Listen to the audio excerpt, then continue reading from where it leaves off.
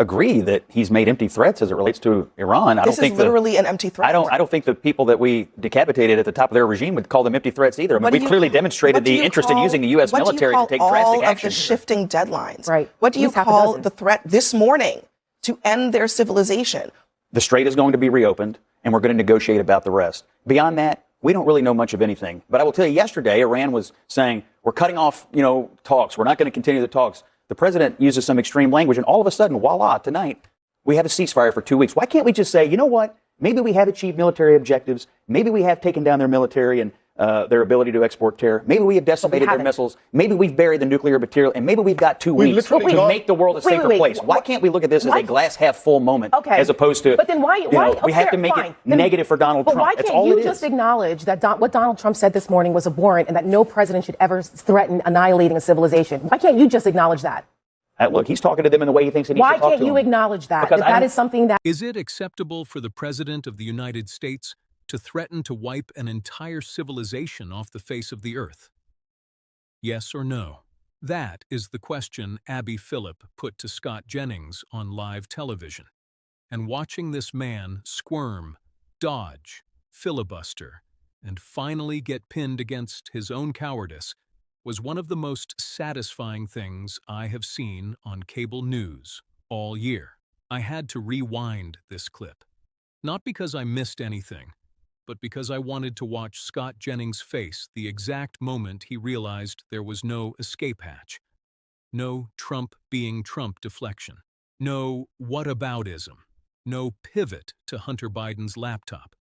Just a direct, simple, moral question. And a panel full of people who were not going to let him weasel out of answering it. And what did America's favorite CNN bootlicker do? He refused to answer, on camera, in front of the whole country. Because answering honestly would have meant admitting that his entire career is built on defending a man who says things no American president has said since the medieval era.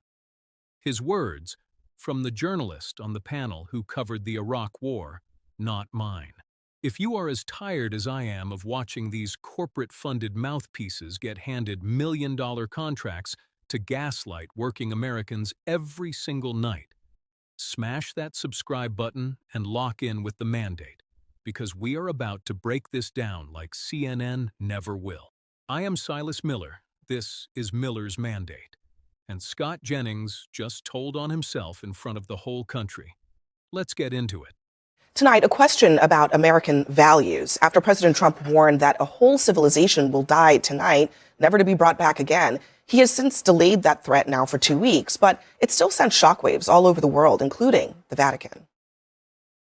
Today, as we all know, there was also this threat against all the people of Iran. This is truly unacceptable. There are certainly issues of international law here, but much more. It's a moral issue, for the good of the people entirely.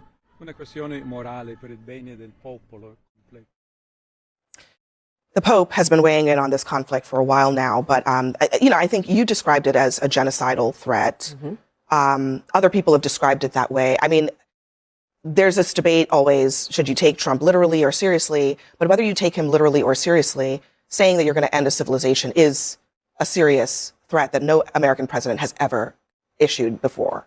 And you shouldn't. And honestly, those sorts of things when just really are very unhelpful. But I will also say we're not unaccustomed to him doing this. He did it with respect to North Korea. He said similar things with respect to China. He's made bluffs with respect to Canada. He's done it over and over again. And every time that he does this, I find that the media is running around chasing its tail with respect to him. I get he's the president of the United States. He should not be saying any of that sort of thing. And it's wrong. It is absolutely wrong. At the same time, how many times are we going to do this with this guy? I mean, why? I mean, why are we engaging? You can blame the media, but it's also so the onus is on us to say, oh, well, we'll just ignore him because he's making statements like a mad king. So we just normalize it as, well, that's just Trump being Trump and move on. Is this someone that you would tell your kids that you should look up to this guy and believe what he says, with the president of the United States, or just, well, you can go around and say whatever you want and threaten to, annihilate civilizations and just, it's the media chasing its tail every time he says something like that. No, in fact, I've said exactly the opposite to my kids. I have said exactly the opposite. I'm glad. Yes, so why yes. is the standard different for the president of the United States? You wouldn't let your kids get away with talking like that. Because it's happened over and over and So over shouldn't he be again. held accountable for it? Yes, and he wasn't. He is the president isn't of it the the United media's States. job So to hold him accountable you have for to it? actually deal with what you have. Right. And what we're dealing right now is with a president that, again, I take the view, and I know it's a minority view, what he has done with respect to Iran has been good for society. It's been good for the world. Hamas has been degraded. Hezbollah has been degraded. The Iranian military, the nuclear, it is an evil nation state. I look at the long game rather than a bunch of talking heads. We're not, like I said, we're doing the service to Mad Kings. Mad Kings haven't said things like that since going back to Genghis Khan. True. This is not even unprecedented in modern times. It was unprecedented even in medieval times to say things like this. And what a president says matters. It's not enough to say, well, that's just Trump and let's not chase our tails around this. When we have politicians at this table. When politicians speak, what they say, the way they say it matters and ought to matter. When I was a child and came home and if I used a profanity, my parents didn't say that's just Bobby being Bobby and we could go on with that. I got my punishment for that. And the president should not get a free pass. He's an 80-year-old man. He's a grown adult. He cannot be just simply brushed. This kind of behavior, this kind of language cannot simply be brushed away. A civilization? For crying out loud. We're not even allowed to say that about a town or a village. We're not supposed to use language like that.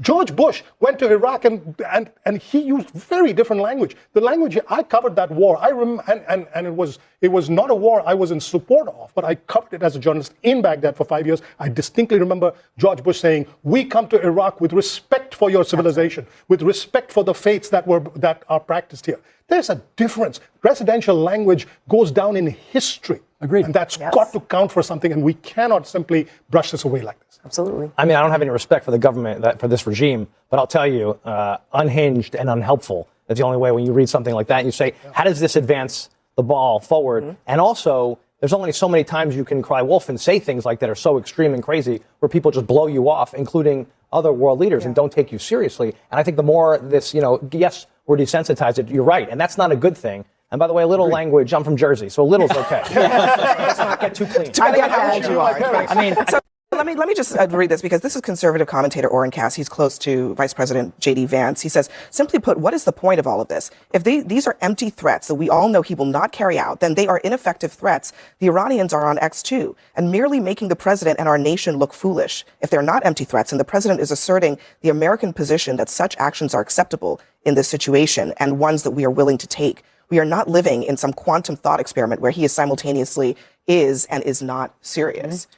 I don't agree that he's made empty threats as it relates to Iran. This is literally an empty threat. I don't think the people that we decapitated at the top of their regime would call them empty threats either. I mean, we've clearly demonstrated the interest in using the U.S. military to take drastic action. All of the shifting deadlines. Right. What do you call the threat this morning to end their civilization, only to accept a 10-point plan that was put on the table yesterday as the basis for negotiations? You haven't seen the 10-point plan. All we know is that they said they would reopen the strait. Beyond that, we don't know anything. Hold on a second. The president retweeted the Iranian foreign minister's statement, which said explicitly that they are using the 10-point plan as a basis of negotiation. I'm not making that up. The president reiterated that on an X post, Scott. But so my point is the threats from Trump and some of the stuff that's to bomb their bridges, to bomb their desalination plants, to bomb them out of their civilization off the face of the earth.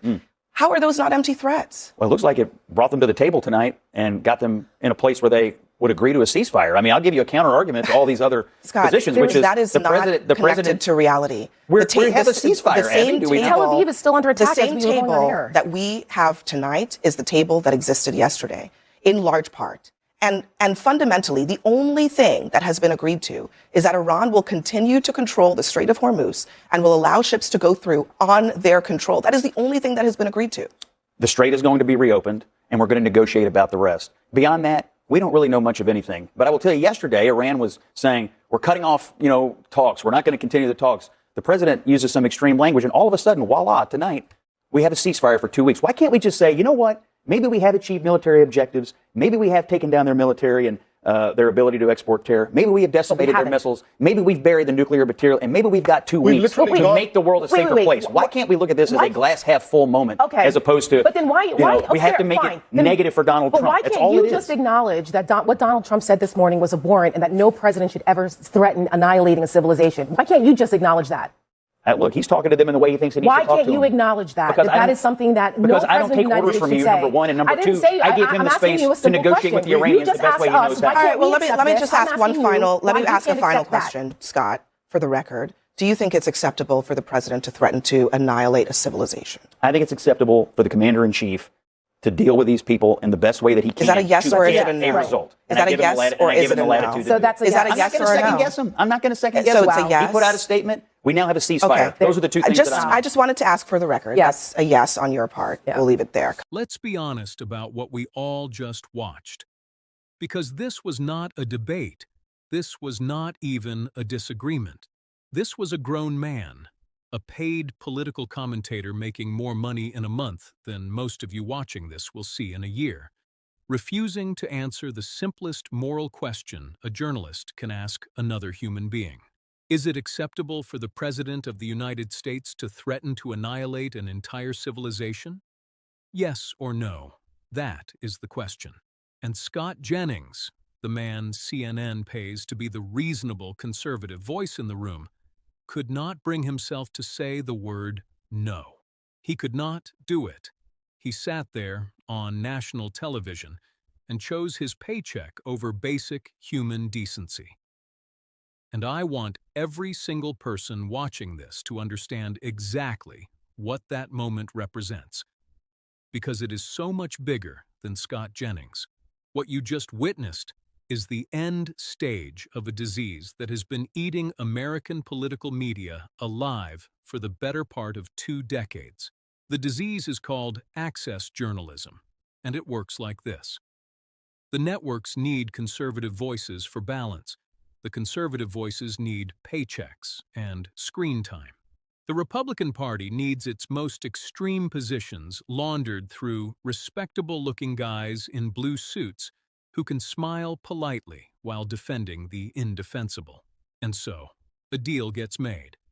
The networks give the paycheck, the commentator gives the cover, and the audience, that is you, that is me, that is working-class Americans trying to figure out what is actually going on in this country. We get fed a nightly diet of sane-washed authoritarianism dressed up as legitimate political discourse. Scott Jennings is not a pundit. Scott Jennings is a laundering service, and CNN is the dry cleaner. Now, let's talk about what Jennings actually did in that clip, because the tactics matter.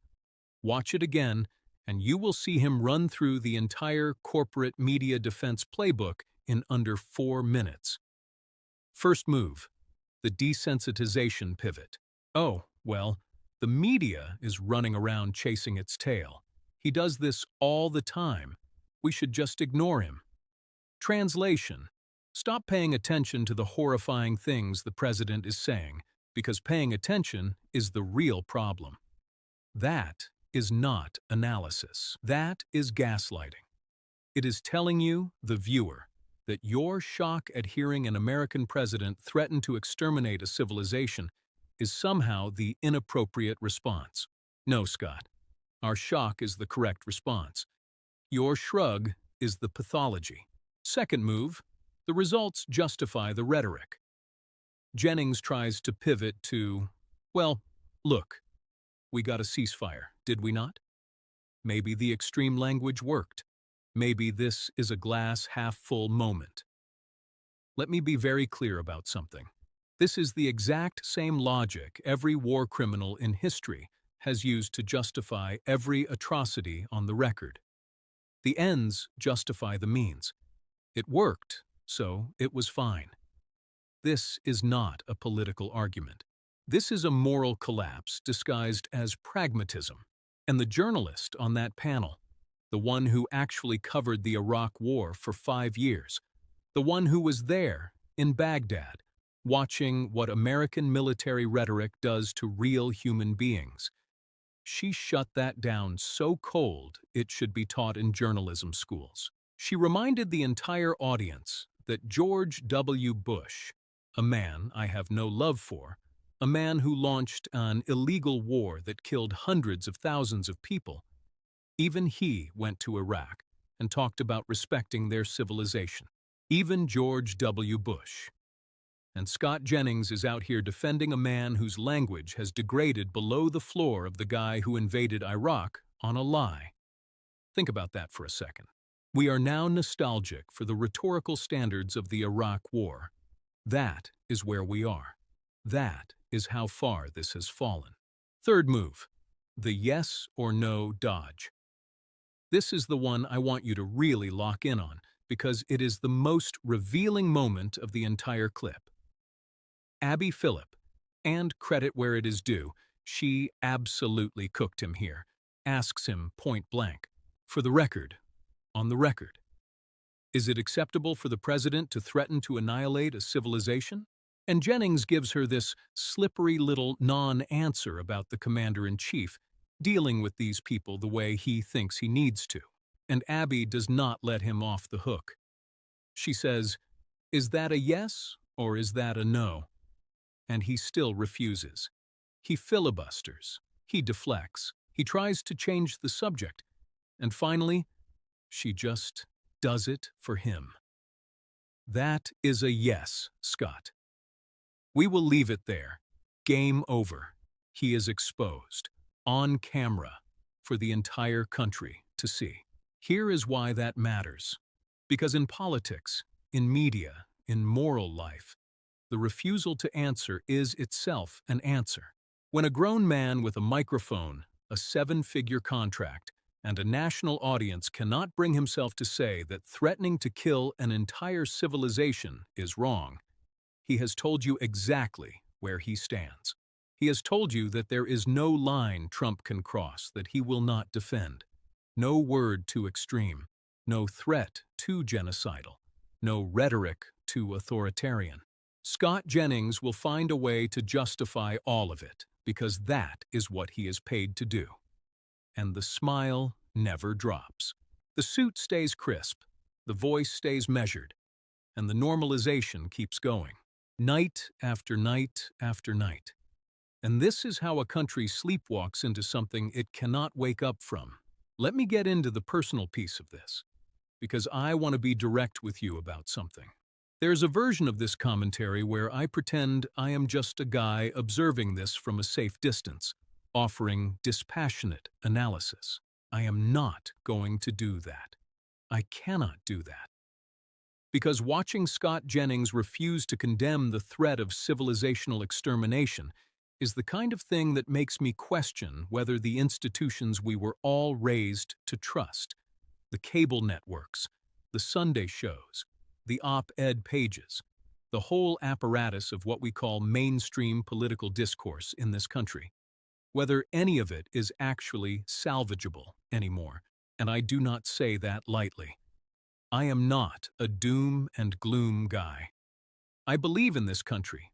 I believe in the working people who built it and keep it running. But I watch moments like this and I feel the floor moving under my feet because I know exactly what is happening. We are being conditioned. Drip by drip, night by night, smug prick by smug prick, the window of acceptable rhetoric is being dragged so far to the right that someday soon a president is going to actually do something monstrous. And there will be a Scott Jennings on television that night explaining why it was actually, if you think about it, a glass-half-full moment. And the audience will be too numb to react. That is the project. That is what normalization is for. And that is exactly why channels like this one exist. To refuse it, loudly, every single day. Now, let's talk about who pays the price for all this. Because the people watching cable news arguments about whether it is okay to threaten civilizations, that is an abstract conversation for the people having it. Scott Jennings is not going to Iran. His kids are not going to Iran. His donors are not going to Iran. The people who will actually pay the price for American foreign policy adventures in the Middle East are, as always, working-class American kids from small towns and poor neighborhoods and rural counties who joined the military because it was the only path to a stable life they could find.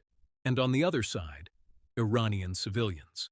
Mothers, grandmothers, kids, workers, teachers, people who have absolutely nothing to do with their government's policies and who did not choose the regime they were born under.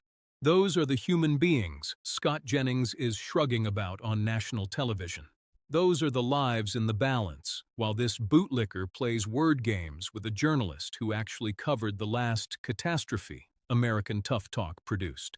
And yet, Jennings sits there, calm, comfortable, collecting the check, and tells us all to just stop chasing our tails and move on.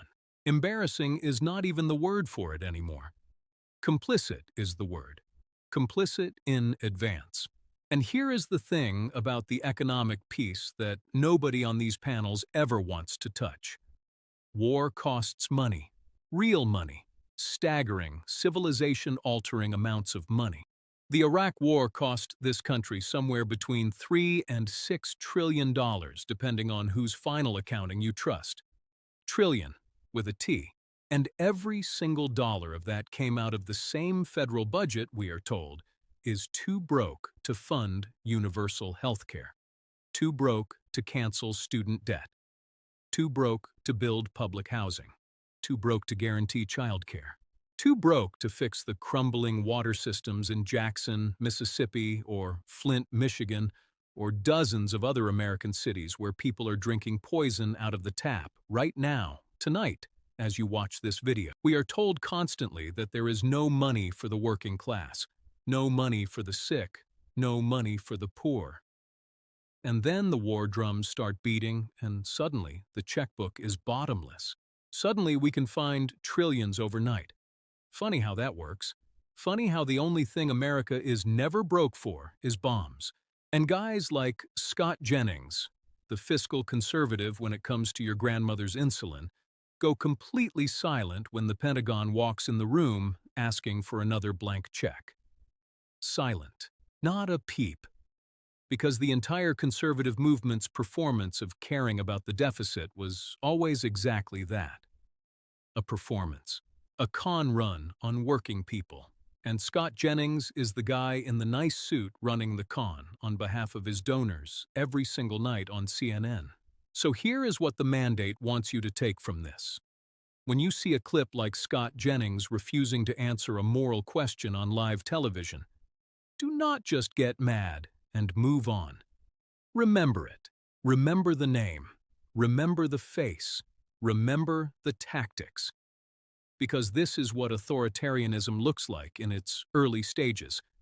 Not jackboots in the streets, but respectable men in blue suits on cable news, shrugging at the unthinkable until the unthinkable becomes the normal.